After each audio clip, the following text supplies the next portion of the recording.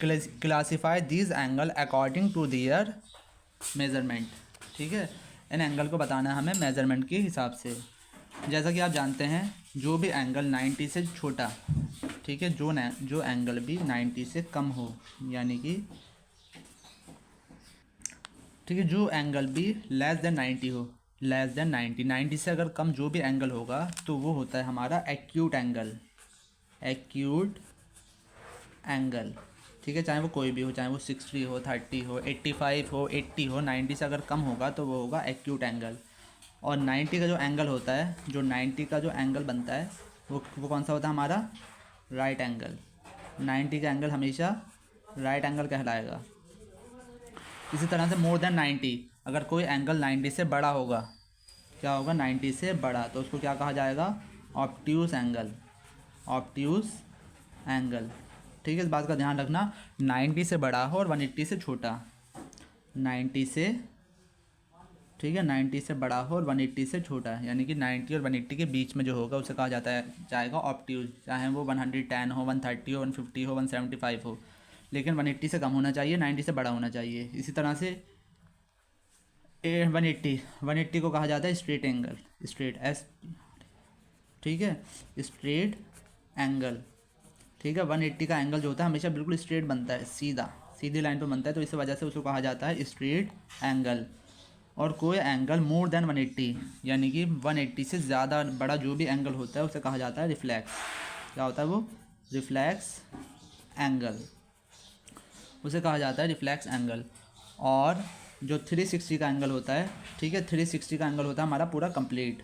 ठीक है, अगर ये है, मान लिया ये हमारा एंगल बन रहा है, तो यहाँ से जो पूरा बनेगा, पूरा सर्किल जब हो जाता है तो उसे कहा जाता है कंप्लीट एंगल, और वो होता है 360 का। 360 के एंगल को कहा जाता है कंप्लीट एंगल।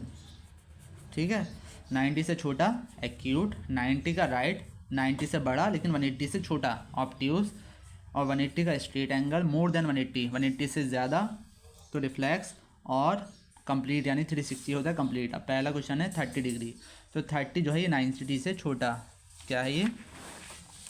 90 से छोटा है, तो क्या कहा जाएगा इसको? Acute angle.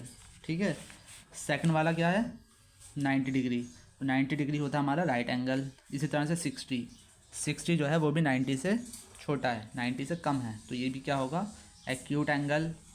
इसी तरह से 210 वो 90 से बड़ा है, सॉरी 180 से बड़ा है, 180 से बड़ा है, तो 180 से बड़ा होता है आपका रिफ्लेक्स एंगल।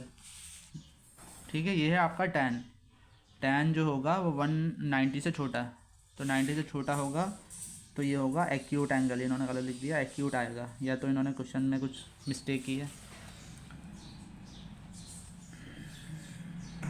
ठीक है, इन्होंने आंसर कुछ आगे पीछे कर दिए। ये tan का ये है, और 115 ये है। 90 से बड़ा होता है तो ऑब्ट्यूस एंगल, और एक्यूट होता है 90 से छोटा। और अगर जो 180 का एंगल होता है वो होगा आपका स्ट्रेट एंगल, और 90 और 180 के बीच में होता है ऑब्ट्यूस एंगल, और ये भी 90 से छोटा है, तो ये भी क्या होगा?